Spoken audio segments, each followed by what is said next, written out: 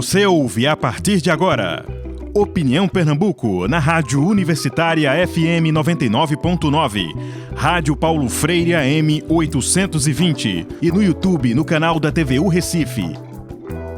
Olá, boa noite a todos, eu sou Josimar Paraíba e está começando agora o Opinião Pernambuco para falar da negação da ciência e de uma consequência perigosa, a baixa cobertura vacinal. De acordo com dados do Ministério da Saúde, a cobertura vacinal da população vem despencando. O que deveria ser 95%, preconizados pelo próprio Ministério, caiu para 73% em 2019, 67% em 2020 e 59% dos cidadãos imunizados, isso são da faixa geral das vacinas, não uma vacina específica, 59% em 2001. O Opinião Pernambuco de hoje discute as sucessivas e alarmantes quedas na vacinação no Brasil, em especial os índices referentes à imunização infantil. Cobertura vacinal e negacionismo. Vamos conversar? Eu sou Josimar Paraíba e quem está aqui com a gente para essa conversa é Maria Ângela Rocha, infectologista pediátrica e professora da Faculdade de Ciências Médicas da Universidade de Pernambuco. E também Rafael Moreira, epidemiologista, pesquisador da Fiocruz Pernambuco e professor da Faculdade de Medicina da Universidade Federal de Pernambuco. Senhores, sejam muito bem-vindos. Eu já vou introduzir aqui a primeira pergunta para a gente começar a nossa conversa. Temos negacionistas por todos os lados, que negam, por exemplo, os transgênicos, o aquecimento global. Tem também os terraplanistas, né, que estão negando outras coisas aí. O meu pai, por exemplo, nega todos os dias que está envelhecendo. E tem os que negam a necessidade de tomar vacinas. Por trás, ideologias, crenças, interesses e muita desinformação. Eu pergunto a vocês, como lidar com o negacionismo e, principalmente, quais são as consequências do negacionismo? Isso é só para a gente começar a conversa. Quem começa? Rafael. Boa noite, Josimar, boa noite, doutora Maria Ângela. Prazer estar aqui. Boa noite aos ouvintes que estão nos escutando aqui no programa. Bom, realmente a gente está vivendo aí um momento muito triste, né? Um momento em que a mentira, né? As fake news estão dominando muito mais do que o que foi construído ao longo dos anos, né? Com a ciência. E o que a gente observa nesse movimento negacionista que acontece no mundo todo, mas no Brasil ele vem com muita força, é justamente essa substituição de uma crença na ciência por outra fonte de crença. Então, na verdade, o negacionista ou as fake news, elas sustentam uma crença num determinado público que é impressionante, né? As pessoas preferem substituir, em vez de acreditar na ciência, nas instituições que fazem ciência, substitui a crença por uma mensagem cuja fonte dessa mensagem não se sustenta. Muito mais a gente observa aí a circulação de notícias falsas por meio de mídias sociais como Facebook, Instagram, WhatsApp. Se você for investigar a fonte dessas informações, elas não se sustentam, mas elas chamam atenção porque elas têm um apelo emocional, elas mexem com o afetivo do indivíduo, elas mobilizam nossos afetos. E a gente sabe que numa discussão de opiniões, não de conhecimento, é muito mais forte o apelo ao emocional, ao afetivo, do que o apelo à razão. Porque a razão, de fato, exige um tempo para você analisar os argumentos. E o que a gente vem observando, então, nessa substituição de crenças, é que as pessoas, infelizmente, têm aderido, têm acreditado, muitas vezes, em mentiras, em fake news. E alguns autores até costumam chamar as fake news não de notícias falsas, né? Notícias falsas parece que a pessoa errou a notícia, foi sem querer. Mas as fake news são muito mais graves do que isso, né? Alguns autores chamam fake news de notícias fraudulentas, porque são notícias intencionalmente fraudadas. Então, o que a gente está observando é muito grave, porque são mentiras, são afirmações que, no lugar de apenas tentar vencer um debate ou mostrar uma argumentação que tenta ganhar uma certa contenda, uma certa disputa no campo do debate, a gente vê essas informações fraudulentas modificando realidades. Veja que interessante, a gente tem uma mentira que ao ser alvo da crença, ela passa a se tornar uma realidade. Sim. Então, isso é muito grave. Então, o negacionismo da ciência é um fenômeno que, com certeza, a baixa cobertura vacinal, que a gente vai conversar aqui hoje, é um dos resultados justamente dessa onda de desinfodemia, né, que a gente chama de desinfodemia, de infodemia. Infodemia é excesso de informação. Desinfodemia é justamente nesse excesso de informação, você tem muita desinformação, muitas informações falsas. Então, isso aí vem gerando justamente a queda na cobertura. Um dos fatores, né, que vem gerando essa queda bem assim, forte, uma queda muito nunca experimentada no nosso país, que sempre foi referência, né, na vacinação. A gente vem observando agora uma queda muito drástica na cobertura vacinal. Doutora Maria Ângela, a pandemia, o negacionismo sempre existiu, mas a pandemia da Covid-19 eu acho que ajudou a evidenciar, não foi? Exatamente. Então, e foi uma coisa, a gente sabe que a fake news sempre existiu, mas umas fake news dirigidas para realmente uma vacina. Isso que foi realmente que assustou. As fake news, de uma maneira geral, a gente entende, fake news já está dizendo o nome, é coisa falsa, mas uma campanha, inclusive, assim, meio programada em relação às fake news em relação à vacina, e principalmente a vacina Covid, que foi muito grave. A gente estava passando por uma fase de pandemia, isso influenciou, isso é uma situação que influencia nas coberturas vacinais, embora nós sabemos que tem outros fatores que a gente pode depois comentar, mas isso foi de uma importância tão grande que repercutiu não só na vacina Covid, a vacina em todo. Eu acho que todas as vacinas do calendário vacinal, que a gente tem um calendário muito completo no Programa Nacional de Saúde. A polêmica específica em torno da vacina da Covid-19 foi largamente discutida e, assim, ela levantou a poeira dessa questão toda. Mas aí eu lhe perguntava, assim, já para arrematando com o que a senhora está dizendo, quais são as doenças que precisam de vacina? Quando a gente diz que uma consequência perigosa do negacionismo é a falta de vacinação, é você não vacinar um filho que você tem ou não se vacinar, onde é que isso está pegando no Brasil nesse momento? Assim, porque o leque de vacinas do PNI, do Programa Nacional de Imunização, é muito vasto. Muito grande. Então, o que é que está pegando? O que é mais perigoso, o que é mais complicado? Quais são os exemplos que a senhora pode trazer? Eu acho que a gente tem um programa reconhecido mundialmente, inclusive copiado. Eu já fui em muitos lugares em relação à vacinação e a gente tem um programa que muitos países bem desenvolvidos ao nível de serviço público não oferece. Então a gente tem, você vê que nos primeiros 2 anos de vida a gente oferece umas 18 vacinas, então é muita coisa. E são doenças que são imunopreveníveis.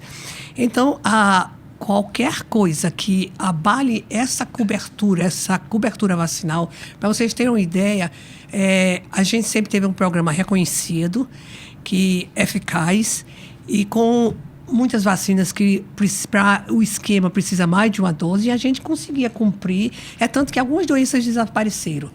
Então, ao longo do tempo, para a gente falar bem assim a verdade, a queda não foi da pandemia. Desde 2015, 2016, a gente vai notando isso. E isso influenciou muito a própria ação efetiva das vacinas, que as doenças desapareceram. Então, para que eu vacinar de pólio se eu nunca nem vi? Sarampo não tem. Então, doenças que a gente não convivia há muito tempo. Você vê, pólio, a gente tinha 89, o último caso.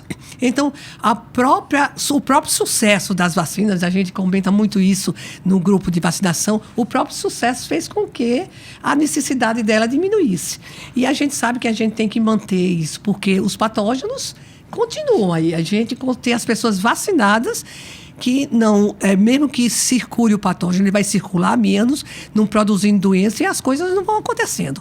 Mas a gente tem que ter muito essa visão que uma vacinação é uma coisa contínua. Quando chegou na pandemia, então, uma coisa muito dirigida, principalmente a vacina Covid, que todo mundo colocou que era uma vacina experimental, que não se conhecia, de engenharia genética, usando vetores virais. Então, começaram a causar muita polêmica disso. Então, vacinas que antigamente a gente fazia em qualquer faixa etária, em imunodeprimido, em gestante, começou a causar medo. Um medo que geraram insegurança né, daquela vacina, mas uma insegurança que realmente repercutiu até no campo profissional da área de saúde.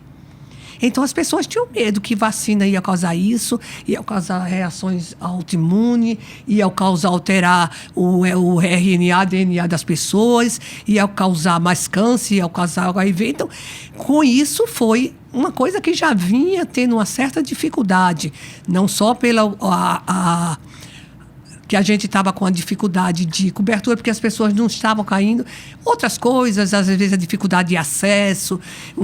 Então, juntou tudo com esse horror, eu acho. Foi uma coisa assim, porque todo mundo, quem faz a parte de vacinação, quem é do programa de vacinação, todo mundo ficou horrorizado. Como causou um rebuliço. As pessoas voltavam, para você ver, chegava para mim, nunca se falava em plataforma de vacina. Às vezes, pessoas que tinham mais conhecimento, doutor, essa vacina, qual é a plataforma mesmo? Quer dizer, não tinha nem conhecimento do que era a plataforma, mas colocando dúvidas, entendeu? Sim. Essa plataforma faz isso ou aquilo. Eu dizia, o que é que você entende por plataforma vacinal? Então, eu acho que isso é uma preocupação da gente e a única maneira de a gente realmente deixar de conviver com as doenças, deixar que elas voltem. Então, é fazer vacinação, que é a maneira mais segura e eficaz para prevenir doença.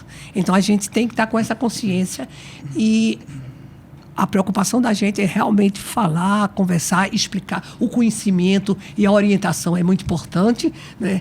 Tirar aqueles mitos da cabeça. Às vezes tem uma coisa só religiosa, às vezes tem um antivacinismo de uma maneira geral, mas a gente tem a obrigação de ir orientando.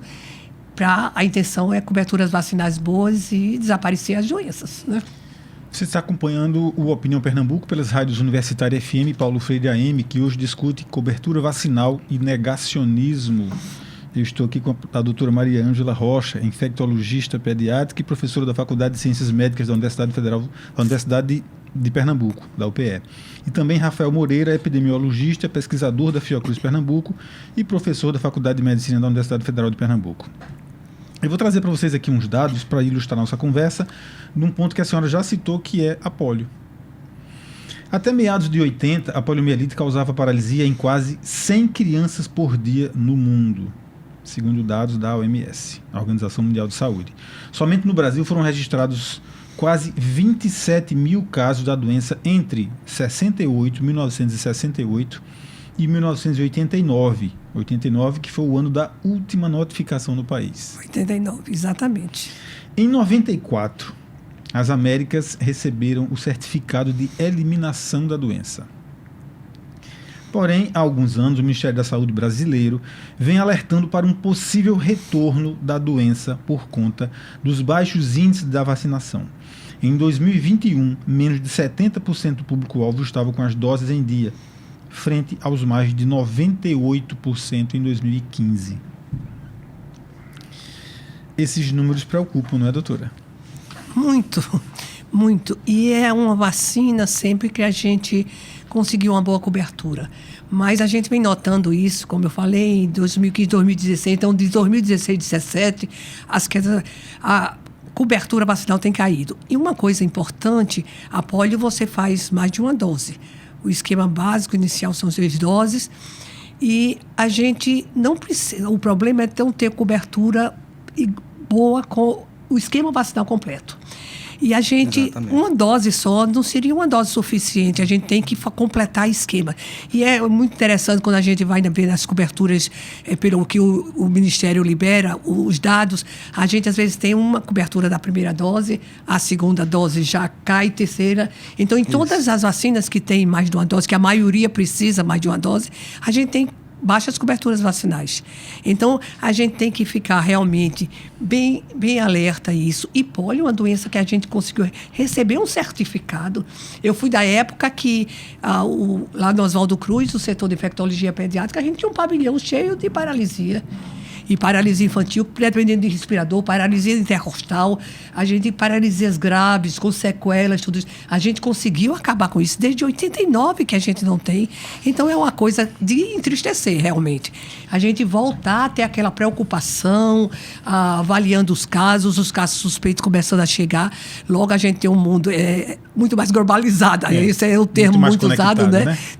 Então a gente sabe que não adianta a gente estar com uma cobertura boa, até que tivesse boa, e as outras pessoas, se a gente conseguir manter coberturas bem altas, acima de 90%, não. Mesmo que chegando pessoas de fora que possam estar eliminando o vírus da polio, a gente tem a cobertura, as pessoas vacinadas é bloqueio. Mas a gente cai em cobertura. E outros países que não conseguiram erradicar. E, às vezes, as coberturas são mais baixas do que a gente já sabe que mesmo países bem desenvolvidos têm coberturas mais baixas. A vacina não é do serviço público, eles pagam as taxas para se vacinar.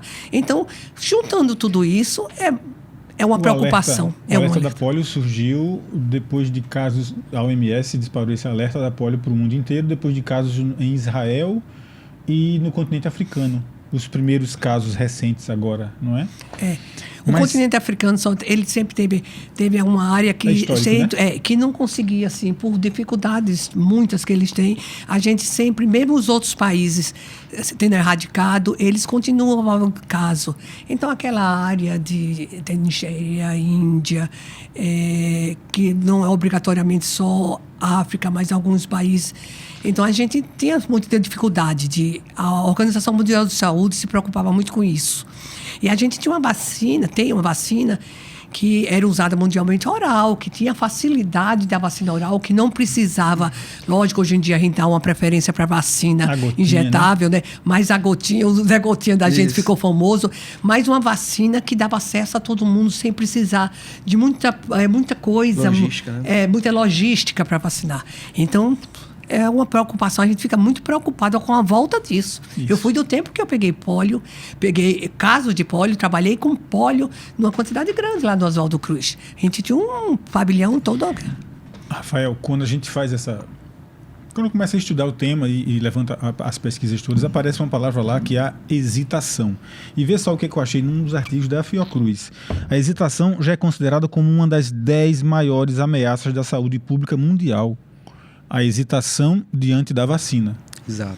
Eu me coloco. Então, o negacionismo, porque está embutido, é um fenômeno mundial? Mundial. Assim, a hesitação vacinal, tem vários estudos mostrando isso, vários artigos internacionais mostrando que a hesitação é um medo, né, um receio. Então, você tem essa hesitação vacinal justamente pelo espalhamento, né, de desinformação, de fake news. E é claro, sempre há aquela ênfase em algum caso de algum efeito adverso, né? E então, toda vacina, ela não é 100% isenta de efeito adverso. Ela não é 100%, ela não blinda seu corpo. Você não vai ficar blindado, 100% protegido. A vacina diminui o risco de você contrair alguma doença imunoprevenível. Ela não vai te deixar 100% protegido. Então, baseado nessa sensação de segurança, de ausência de segurança total, muitas pessoas se apegam no risco mínimo, pode acontecer um efeito adverso grave. E aí você deixa de vacinar, que o benefício é muito maior que o risco que você se expõe ao não vacinar. Toda exposição tem os seus riscos e benefícios. É a mesma coisa falar, eu conheço uma pessoa que fuma mais de 100 anos, 90 anos, fumante, fumou a vida inteira e nunca morreu. Isso é exceção. Os estudos mostram que a maior chance de você ter um câncer de pulmão, por exemplo, é entre fumantes. Mas claro que vai ter um fumante que não vai ter câncer de pulmão. E vai ter gente que não fumou e vai ter câncer de pulmão. Isso. Então, assim, a ciência, ela ajuda a gente a controlar, de certa forma, esses efeitos, essas exposições, esses riscos, de uma maneira racionalizada, que não é baseada em opinião. E eu lembro que uma coisa muito grave, que a gente que trabalha na área de saúde pública e está direto desenvolvendo pesquisas nesse campo, é quando foi feita aquela proposta, né, aquela enquete da opinião dos pais sobre vacinar ou não seu filho. Veja, vacinação não é uma questão de opinião. Opinião é qual é o seu time de futebol, opinião qual que é o seu gosto musical, mas vacinação, ela não depende da sua opinião. ela depende de estudo científico. A vacinação não vai ser boa ou ruim segundo a sua opinião. Então não tem sentido nenhum você perguntar para os familiares a opinião sobre vacinar ou não, porque o sucesso da vacina, ela depende de estudos, de ensaios clínicos. Então, você tem uma série de protocolos para tentar controlar o efeito da vacina, ver se realmente é seguro, eficaz. Imagina há 30 anos atrás, 40 anos atrás, quando a gente tinha a paralisia infantil. Imagina se naquela época a gente tivesse a força das fake news, o tanto de estrago que a gente teria na população de muitas pessoas cadeirantes com paralisia infantil. Eu lembro que, quando eu era criança, tinha as pessoas adultas mais velhas, muitas pessoas em cadeiras de rodas. Então você tinha essa realidade. Imagina se naquela época não tivesse o medo de vacina. A gente tinha muito mais pessoas cadeirantes, muito mais pessoas com sequelas da paralisia infantil. Então é importante a gente ter isso em mente, a gente ter que, quando a gente fala em opinião e conhecimento, tem uma diferença muito grande, né? A opinião, ela não está exposta a um controle da sua verdade. Ela simplesmente difere de uma pessoa para outra um gosto, alguma questão de adesão de seu gosto pessoal. O conhecimento é que sustenta a vacina. O conhecimento ele precisa de passar por uma série de provas para verificação de sua validade. E aí a gente observou muito na pandemia que as pessoas tinham uma certa comparação, de certa forma leiga, que falava, não, eu tomei tal remédio, o tratamento precoce, né? Não, todo mundo que eu conheço tomou o tratamento precoce, não teve Covid, ou então sarou rapidinho. Mas não tem um grupo controle, ou seja, ele não comparou. Tem muita gente que comeu cuscuz e tapioca e também não teve nada, não teve Covid, não morreu de Covid. Então, quando a gente faz estudo científico, a gente tenta comparar quem tomou o tratamento precoce com quem não tomou e ver se teve alguma diferença. Ou seja, será que quem tomou ficou mais protegido que quem não tomou? E os estudos científicos mostraram que não teve diferença. Os dois grupos tiveram a mesma proporção de doentes. Tem sempre aquela pessoa que chega e pergunta, e se meu filho for aquele 0,0000001%? Se ele cair nesse contexto aí? Pelo amor de Deus, né?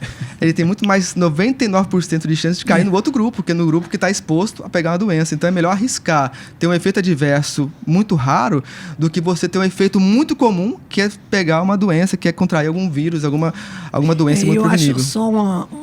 Eu acho que as pessoas que eram antivacinismo, que naquela época, eles sempre diziam algumas coisas com um pouco de conhecimento, às vezes nem tanto, mas o que está acontecendo agora, no momento, é uma coisa tão diferente, a negação um invencionismo, como se diz.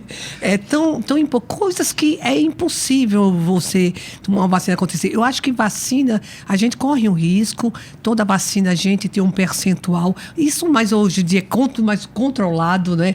Mas a gente sabe o que pode acontecer, o que pode fazer, mas o problema é que começaram a dizer tanta coisa que você não sabe nem de onde criaram aquilo. Teve sempre o antivacinismo, né? Em relação à vacina, aquelas pessoas que tinham que... Mas tinha que a gente tinha que combater, mas dentro de um nível que era aceitável. Mas a senhora já está levantando tantos argumentos que eu queria só arrematar com os seus argumentos e lhe perguntar mais, assim. A polio é muito emblemática para a gente brasileiro, acho que para o mundo inteiro, mas para o brasileiro muito. Porque a gente se vê, assim, eu tomei a gotinha, né, na minha infância, e para mim era a coisa mais fácil dar a gotinha para os meus filhos. Eu não sei se eu tomei da minha infância a gotinha, não sei. Mas com certeza eu devo ter sido vacinado para polio também. E aí a gente chega a 30 anos no país sem um caso. Então, pelo amor de Deus, como é que a gente entende o Brasil voltar a ser de alto risco para a volta da doença? Como é que a senhora vê? Pois eu peguei... Já sabendo que eu não sou tão jovem assim, eu peguei... Eu já me entreguei antes da senhora. Eu peguei uma fase de agente Oswaldo Cruz, que sempre foi referência ao Hospital Oswaldo Cruz para doença infecciosa. Eu trabalho lá há muitos anos. E eu peguei a fase de pólio, de a gente passar um pavilhão todo e lembrar da fase de paralisia. A fase de paralisia da doença pólio representa 1 a 2% dos casos de pólio. Então, você veja, para ter um pavilhão com 20 leitos, 15 leitos com pólio, quanto isso estava representando. Né? Então, é realmente uma coisa que a gente tem que se preocupar. Uma doença que era muito fácil de erradicar, muito fácil, entre aspas, porque era uma vacina oral que facilitaria. Hoje em dia se tem alguns questionamentos com a vacina oral, que é a SEIB, mas a vacina cumpriu o papel dela. Hoje em dia a gente prefere a injetável, por várias outras situações. Mas a gente tinha, você vê, desde 89, o último caso de pólio. E pólio deixa sequelas importantes. Eu trabalhei muito, eu já estou dizendo aqui a minha idade, vocês fazem um cálculo. Na realidade, eu trabalhei com pólio, um pavilhão, uma estrutura que era o DIP infantil, doença infecciosa infantil, cheio de quase de paralisia, e paralisia deixando sequelas, que é importante. E é tão mais aceitável, assim, uma gotinha, você ser vacinado por uma gota, porque assim, é aceitável a ideia de que da repulsa à seringa, à agulha, ou a pistola da vacina. Você pode até ter certa revolta com aquela cena, com aquela imagem, aplicando aquilo na sua filha, na sua criança. Mas uma gota, como é que você passa pela cabeça de um pai não dá por desconfiar da vacina, que é uma gota na língua? Hoje em dia a gente usa gota, mas em campanha a gente usa injetável, que às vezes vem dentro de umas vacinas que são combinadas, conjugadas. Mas a gente sabe que a pólio a gente teve uma cobertura altíssima de pólio. Sim. A pólio não desapareceu por acaso não, que foi em 89 o último caso. A gente teve uma cobertura, que chegava tudo a próximo de 100%. 100%. Sabe qual era a recordação? É como se fosse um dia de eleição. O domingo parava, o dia parava no país, o dia da campanha, o dia da vacinação, o dia parava, as pessoas andando pelas ruas, levando os filhos para os postos de saúde, para todos os lugares que tinha de vacinação. Botava uma roupa bonita, né? Era mais ou menos isso que a gente via. E bem importante, era uma vacina oral, né?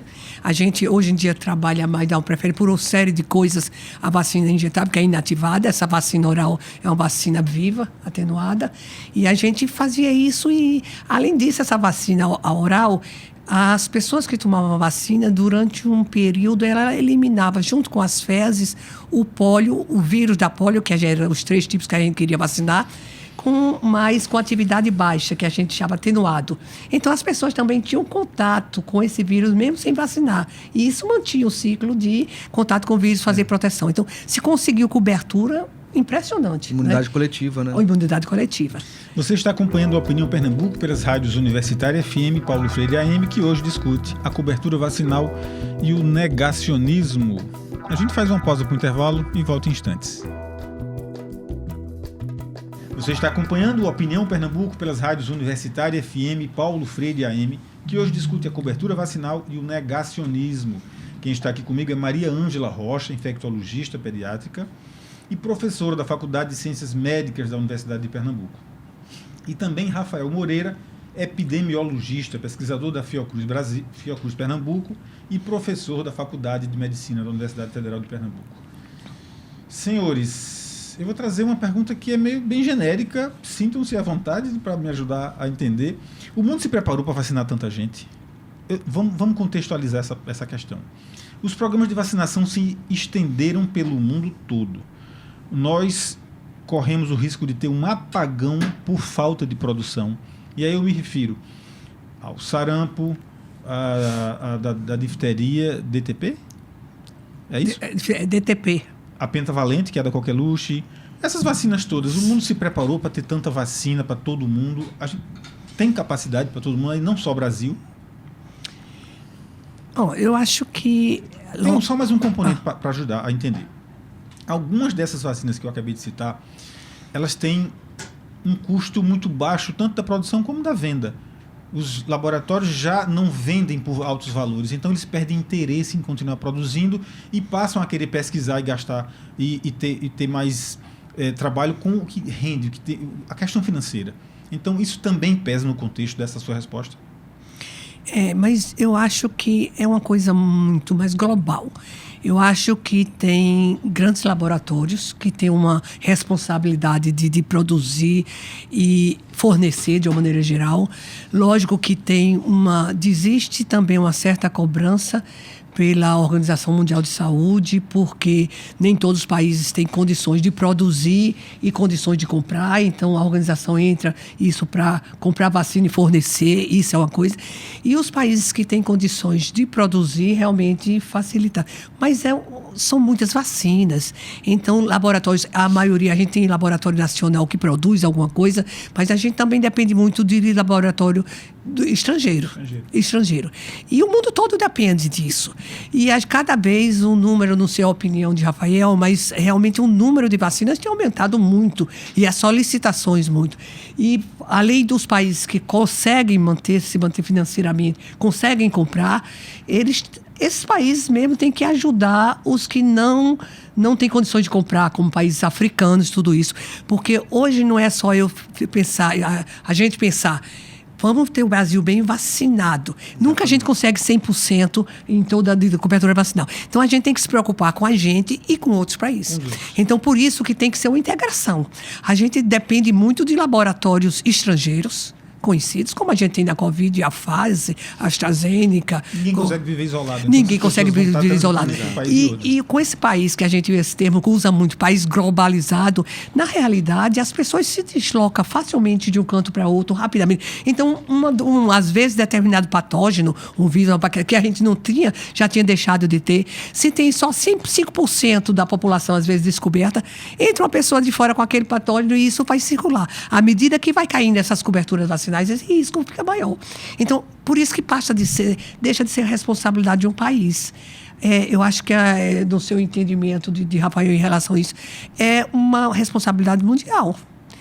Por isso que a Organização Mundial de Saúde tem uma preocupação muito grande disso. Você veja que agora na Covid tinha que os laboratórios ter vacina para os países africanos que não podia comprar. Exatamente. Porque não vale a pena a gente estar com cobertura, deixa um país africano que é mais sem condições, e aí vai tendo mutações, esses patógenos, aquela vacina já não tem mais a mesma garantia, e criando variantes às vezes mais virulentas, mais agressivas. Então, tem que ter uma consciência global, viu? Eu acho que isso é global. O Brasil tem a sorte de produzir algumas coisas, mas a gente vai ter uma dependência sempre global de laboratórios estrangeiros. A produção de vacina é muito cara.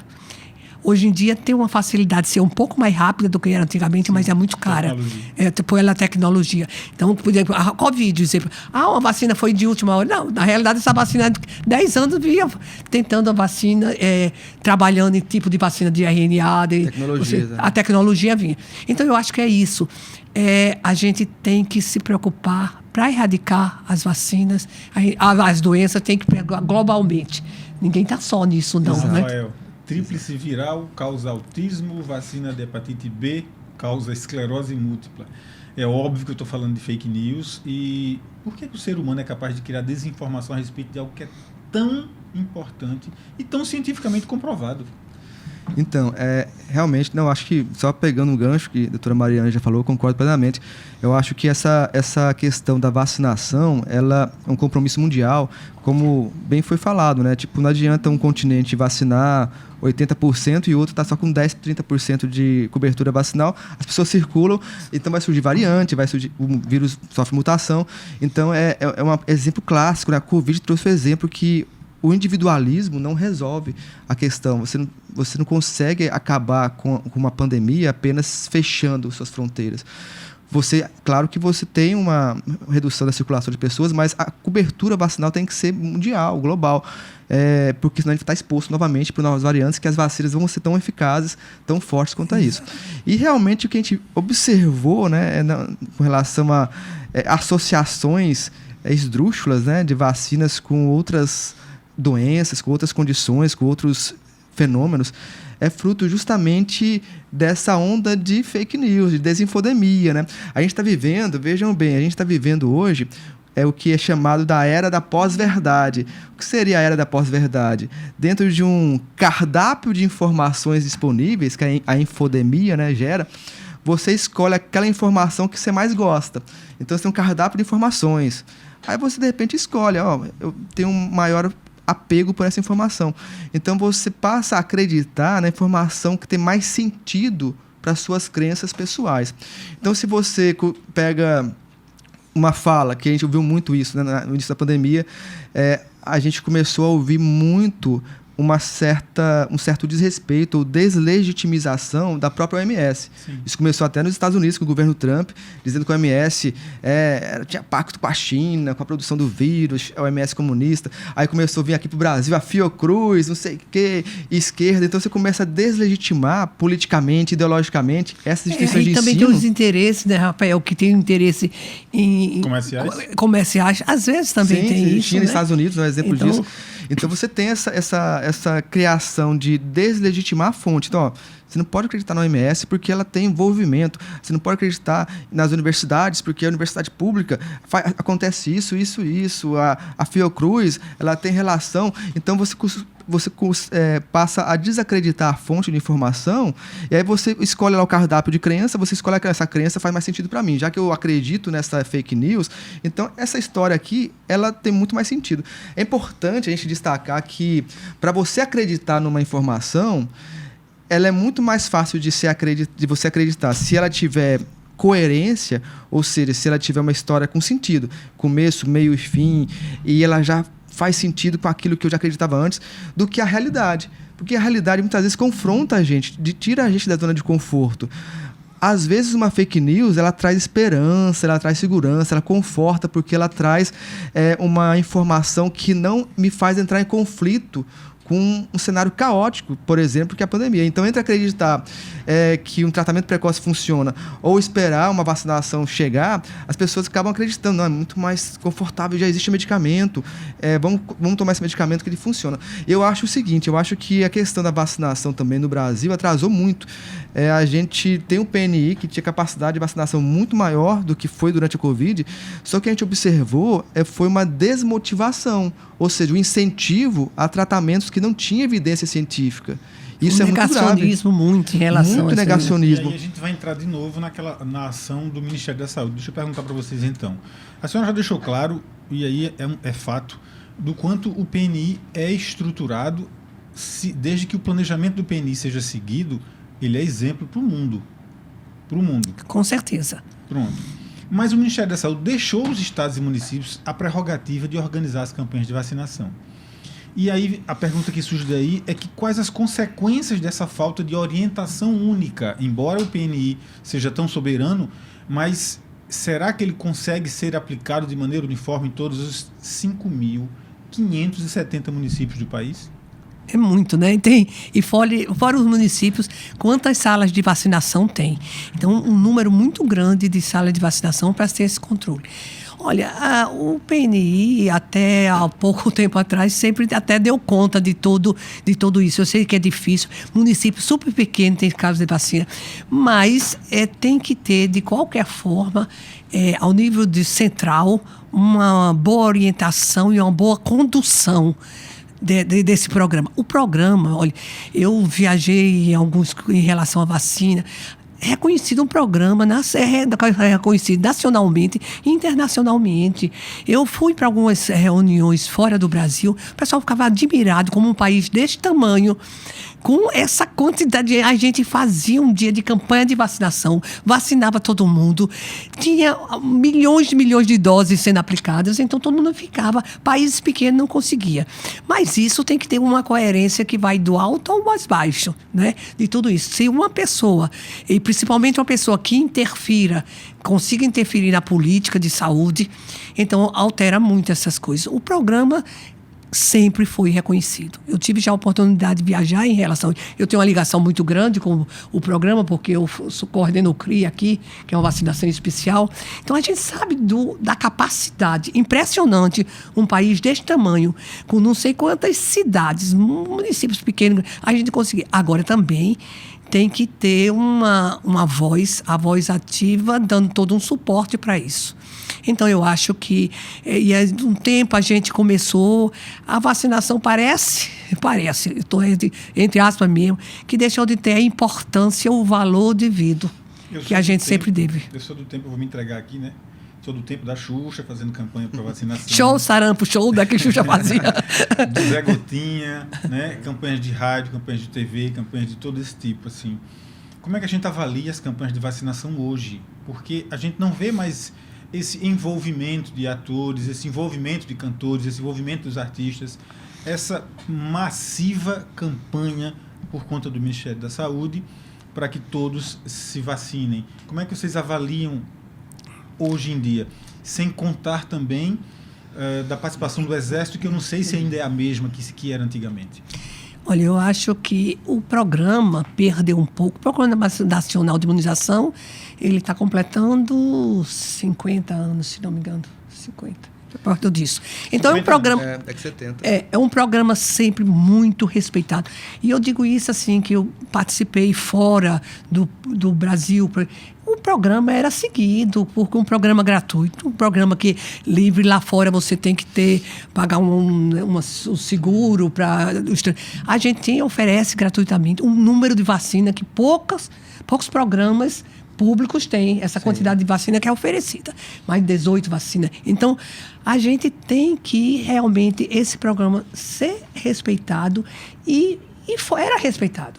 O problema é que ficou uma coisa tão natural assim de vacinação que a gente já seguia normalmente, não precisava. Teve uma época que nem essas campanhas todas, por exemplo, o programa Xuxa fazendo show, sarampo, show, né? Ele chamava atenção, aquelas bandas de rock, tudo. Mas o programa, o conceito, foi tão introduzida a necessidade de vacinação na cabeça da população de maneira geral, que já era uma coisa automática. Ninguém vivia questionando inventando mil eventos adversos, que ia fazer isso, ia virar jacaré, ia virar não sei o quê. Ninguém nem questionava isso. Todo mundo lá ia tomar. No momento que começa esses questionamentos, as pessoas que deviam falar bem começam a falar mal, exatamente, então traz uma perturbação muito grande. E a gente deixou uma coisa que era respeitada no mundo todo. Eu já tive a oportunidade de viajar para os países da América do Sul. O Programa Nacional Brasileiro era respeitado e copiado, porque era um programa com um país desse tamanho que a gente tem. E a gente conseguir fazer um dia de mobilização, de vacinação em todos os municípios, todas as cidades e municípios ficarem vacinando, é uma coisa... Todo mundo ficava impressionado quando a gente falava. Mas começa a ter as coisas, infelizmente, os insucessos da gente proveniente de orientação não muito assertiva, mas não faz uma... Eu vou ilustrar para você entrar, Rafael, para você explicar isso também. Veja, entre 1990 e 2000, nesses 10 anos, o Brasil registrava mais de 177 mil casos de sarampo. Campanhas de vacinação levaram o país a receber o certificado de eliminação da doença em 2016. É bem recente, do sarampo. Só que em 2019, mais recente ainda, o país perdeu o reconhecimento quando não conseguiu controlar um surto que começou na região norte e que se espalhou por outros estados e regiões. É uma história que se repete. Aí em cima do que ela estava falando, Rafael, eu te pergunto assim, qual é o peso de quem deveria estar dando o exemplo, de quem deveria estar contribuindo e incentivando uma campanha de vacinação, quando faz o contrário? Quando compara com um jacaré ou com qualquer outra atrocidade desse tipo. Qual é o peso disso na cabeça de quem está lá na dúvida e vivendo ou não esse clima de negacionismo? Isso é um peso enorme, né? Porque a gente costuma falar que a fala tem poder, né? Existe um conceito que se chama ato de fala, que é quando justamente o que você fala não é simplesmente a descrição de alguma coisa. A sua fala tem um poder de ato. Então, depende da pessoa que fala alguma afirmação, aquela fala, a pessoa não está conversando no botequinho, no barzinho. Se for uma autoridade que fala uma afirmação, aquela afirmação vai se tornar realidade, vai se tornar um ato, porque ela tem um poder necessário para influenciar as pessoas. E, nesse sentido, quando a gente vê autoridades, importantes, do país desmotivando a vacinação ou instruindo ou incentivando o tratamento sem evidência ou com atraso no início da vacinação, isso é muito prejudicial. E a gente realmente, infelizmente, nós colhemos frutos que poderiam ser evitados, frutos indesejáveis, muitas mortes. Rafael, a gente tem um país, tem um programa nacional copiado, todo mundo... Eu tive a oportunidade de viajar para outros lugares em relação ao programa. A gente sabia o respeito, todo mundo queria que a gente conseguia, num país desse tamanho, a gente conseguia um dia nacional de imunização. Todos aqueles municípios pequenos, todo mundo se vacinava. E a gente perder isso e até uma colocação descredenciando, não é descredenciando, desmotivando as pessoas e o programa ficando como se fosse uma coisa, não valorizando o programa nacional, que foi uma coisa tão forte. Exatamente. Tão forte. Sabe uma comparação razoável? É com as eleições. Do mesmo jeito que lá fora se olha para o Brasil com um olhar de admiração com relação ao sistema, ao processo eleitoral todo, o sistema de votação, de contagem de votos e tudo mais. Assim, eu estou mal comparando aqui, na minha cabeça, as campanhas de vacinação também, né? Estamos, talvez, desmantelando essas campanhas de vacinação, a eficiência toda delas que a gente tinha de antigamente, desses tempos que a gente está tratando. E a eleição também está sofrendo esse processo de desacreditar, né? De tentativa de desacreditar o processo, de deslegitimizar o processo também. É uma comparação que veio à cabeça. Não, então, eu queria até dizer também que o Ministério da Saúde, infelizmente, né, ele, no início da pandemia, ele foi sofrendo sucessivas trocas de ministro toda vez que tinha algum tipo de recomendação que era amparada pela ciência, mas ia de encontro a algum tipo de direcionamento político, ideológico, ou criou-se aquela falsa luta, ou salva a economia ou salva a saúde, tipo assim, ou seja, então salva a economia e muita gente vai morrer. Não é por aí. Então a gente não teve um trabalho articulado. Toda vez que a saúde seguia a ciência, o Ministério da Saúde seguia a ciência, você tirava o ministro. Então a gente teve, em plena pandemia, a gente teve muitas trocas de ministro, até chegar alguém foram 5, que... talvez. Nem lembro.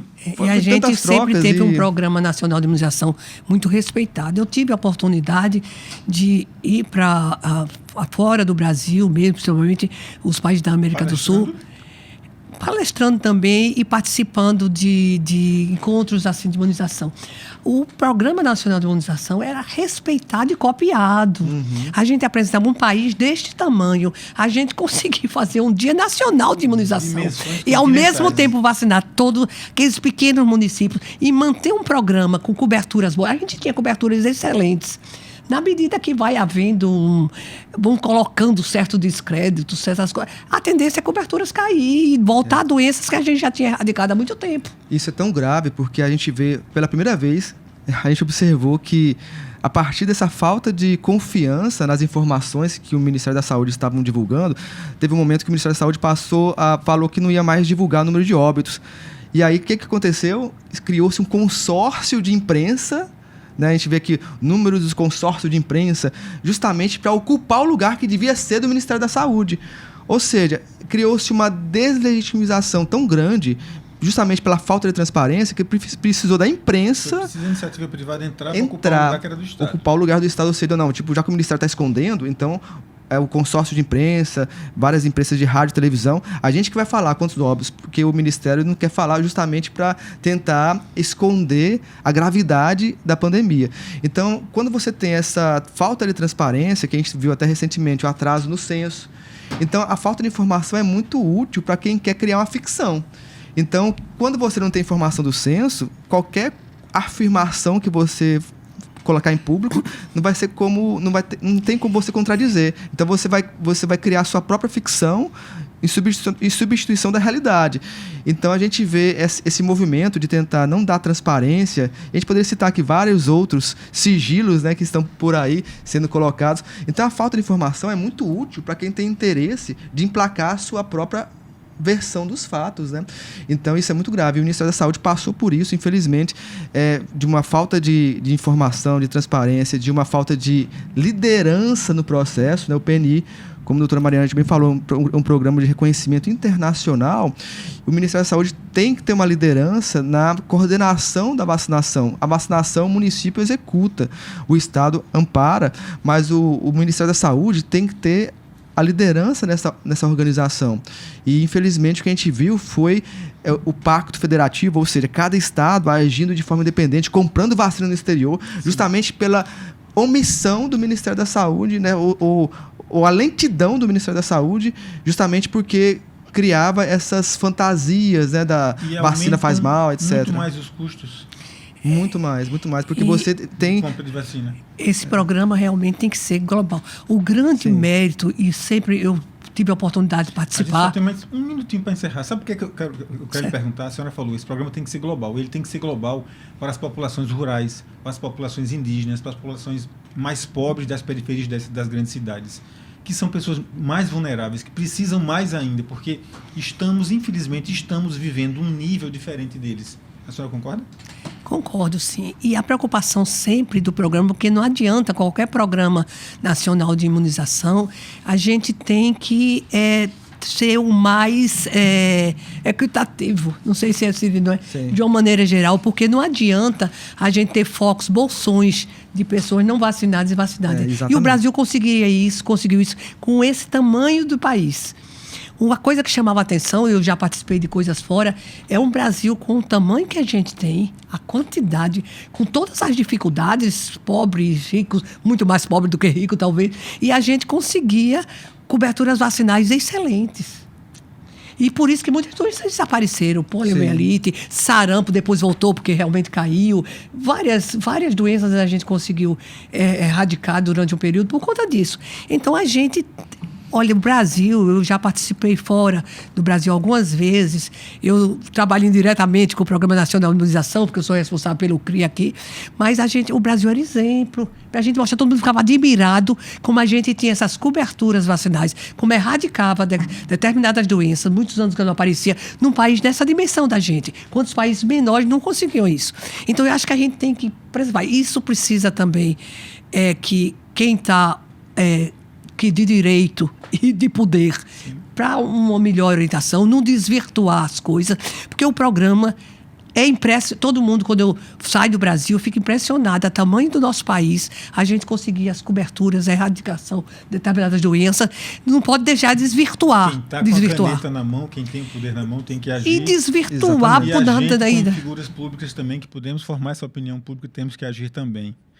Você acompanhou a Opinião Pernambuco pelas rádios Universitária FM Paulo Freire AM e hoje discutiu a baixa cobertura vacinal e o negacionismo, com a médica infectologista Maria Ângela Rocha e o epidemiologista Rafael Moreira, a quem eu agradeço de coração a presença aqui. Esse programa teve uma direção de Ana Clara Reis, produção de Andréa Rocha e Ricardo Araújo, estagiários Alexandre Barbosa e Marília Ferreira, os trabalhos técnicos do meu amigo Felipe Novaes. A todos, uma boa noite. Nunca deixem de se vacinar, nem de vacinar os seus filhos. Opinião Pernambuco, de segunda a sexta, das 6 às 7 da noite, na Rádio Universitária FM 99.9 e Rádio Paulo Freire AM 820.